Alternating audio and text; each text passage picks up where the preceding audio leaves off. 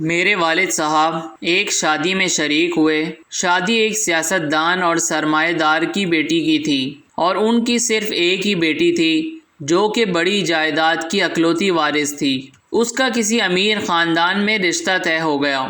والد صاحب فرماتے ہیں کہ ہم شادی میں پہنچے، ادھر ایک وسیع و عریض پنڈال سجا ہوا تھا۔ بارات کے پہنچنے کا وقت ہوا۔ والد صاحب فرماتے ہیں کہ کھانے اور بیٹھنے کے ساتھ ایک تیسرا بہت بڑا پنڈال بھی تھا جس میں جہیز کا سامان رکھا گیا تھا۔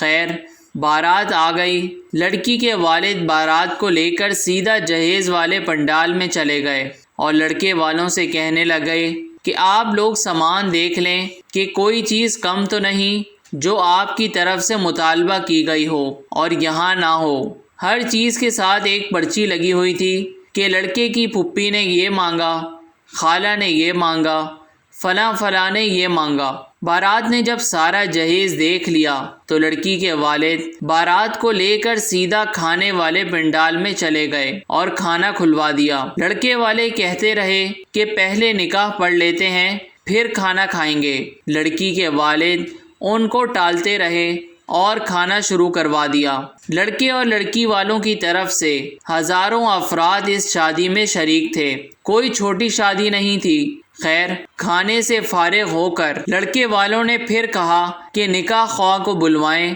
اور نکاح پڑھوا لیں۔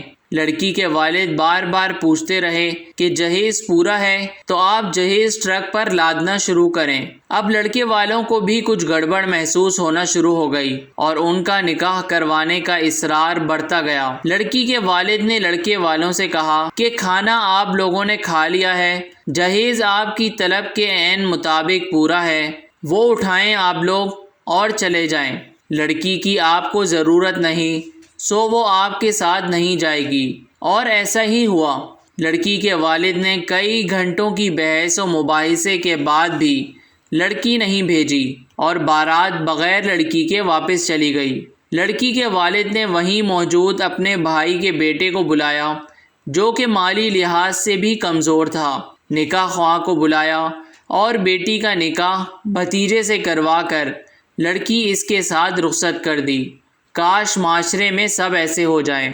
پلیز ہمارے چینل کو شیئر کریں اور سبسکرائب کریں۔